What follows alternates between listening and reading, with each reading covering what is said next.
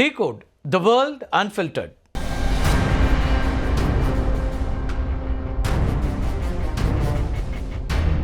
போரை நிறுத்துவது மிகவும் கடினமான ஒன்று அப்படின்னு ட்ரம்ப் தற்போது ஒப்புக்கொண்டிருக்கிறார்.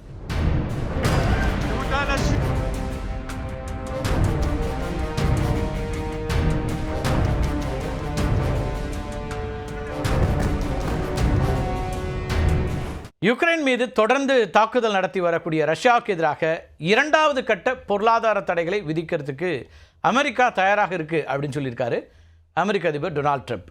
யுக்ரைன் ரஷ்யா போர் மனித குலத்தினுடைய பயங்கரமான வீணடிப்பு அப்படின்னும் ட்ரம்ப்போட ஸ்டேட்மெண்ட்டாக இருக்குது.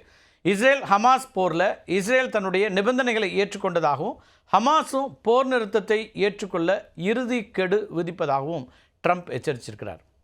இரண்டு போர்கள் குறித்து ட்ரம்ப்பினுடைய ஸ்டேட்மெண்ட்ஸை நம்ம பார்க்குறோம். அமெரிக்க அதிபராக நான் பொறுப்பேற்று கொண்டேன் அப்படின்னா ஒரே நாளில் யுக்ரைன் ரஷ்யா போரை நிறுத்தி விடுவேன் அப்படின்னு சொல்லியிருந்தார் ட்ரம்ப்.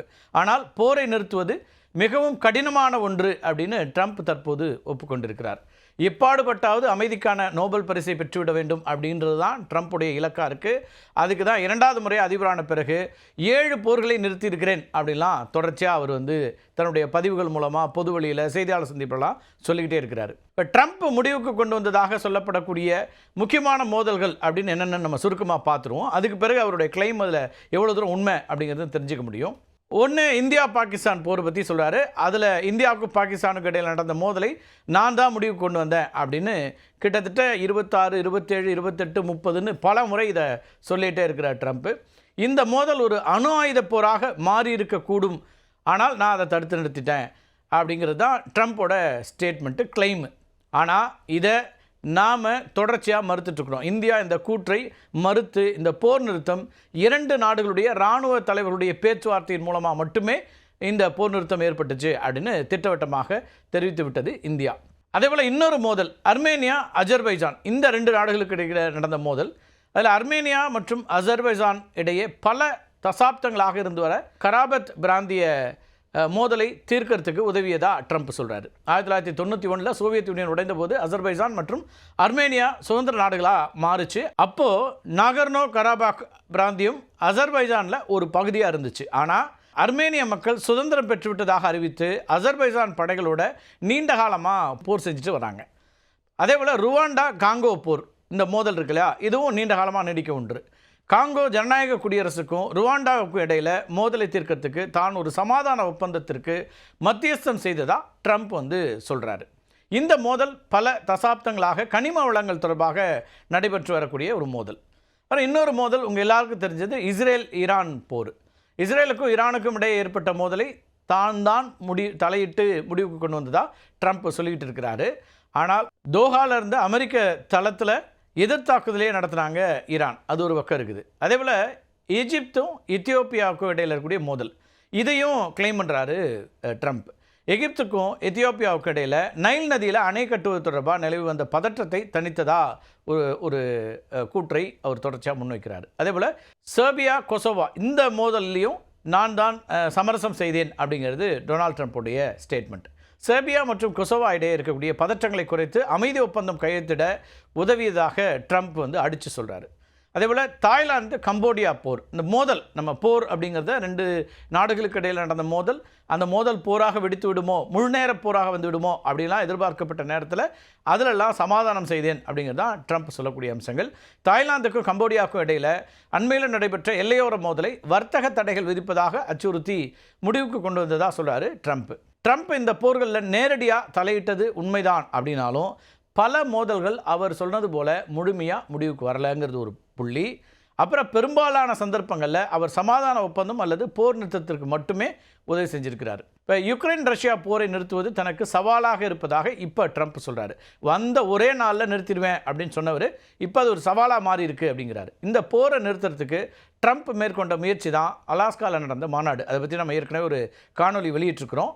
மிகுந்த எதிர்பார்ப்போடு அலாஸ்காவில் நடந்த இந்த மாநாடு தோல்வியில் தான் முடிஞ்சிருக்குது.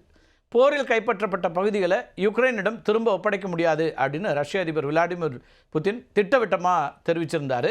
அது மட்டும் இல்லை, அதுதான் மெயின் பாயிண்ட்டாக மாறுச்சு. போர் நிறுத்த பேச்சுவார்த்தைகள் தோல்வியடைகிறதுல முதல் புள்ளியாக அது மாறுச்சு. அதனால் அலாஸ்கா மாநாட்டுக்கு பிறகு ரஷ்யா என்ன பண்ணுதுன்னா யுக்ரைன் மீதான தன்னுடைய தாக்குதலை மேலும் உக்கிரமாக்கி இருக்குது. அண்மையில் யுக்ரைன் மீது நடத்தப்பட்ட தாக்குதல் கடந்த 3 ஆண்டுகள் நடத்தப்பட்ட மிக மோசமான தாக்குதல்களில் ஒன்றுன்னு சொல்லலாம். யுக்ரைன் தலைநகர் கீவ் மீது 800 ட்ரோன்களை ஏவி ரஷ்யா தாக்குதல் நடத்தியது. இந்த தாக்குதலில் யுக்ரைன் அரசு தலைமை அலுவலக கட்டடத்தினுடைய மேல் தளத்தில் தீப்பிடிச்சது. 22 பேர் கொல்லப்பட்டதாக யுக்ரைன் அதிபர் ஜெலன்ஸ்கி தெரிவிச்சிருக்கிறாரு.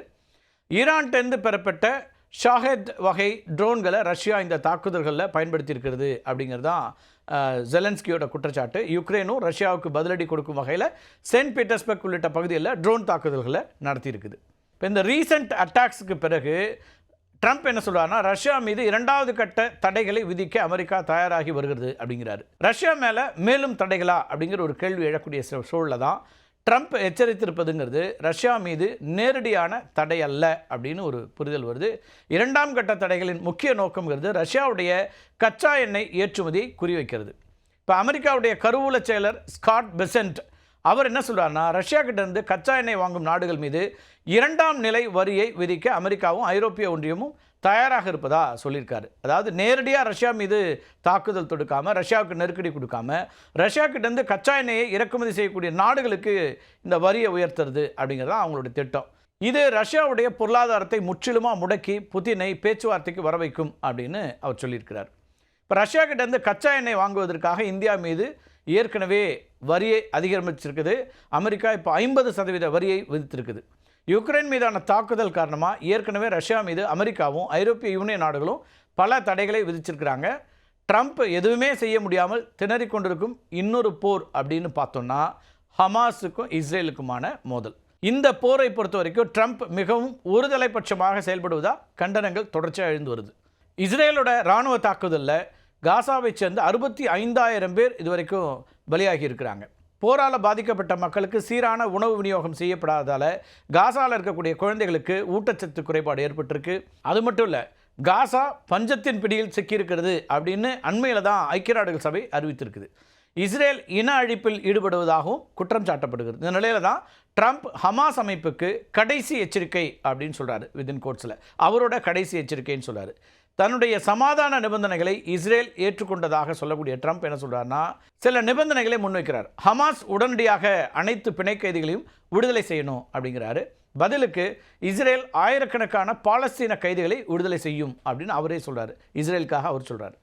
இஸ்ரேல் காசா நகரில் தன்னுடைய தாக்குதலை நிறுத்தும் அப்படின்னு ஒரு விஷயத்தையும் சொல்கிறாரு. ட்ரம்ப்புடைய நேரடி மேற்பார்வையின் கீழே 2 தரப்புக்கும் இடையிலான பேச்சுவார்த்தைகள் தொடங்கும் அப்படிங்கிறதையும் அவர் குறிப்பிட்டார். ட்ரம்போட எச்சரிக்கைகளுக்கு பிறகு ஹமாஸ் அமைப்பு பேச்சுவார்த்தைக்கு தயாராக இருப்பதாக அறிவித்திருக்கிறது.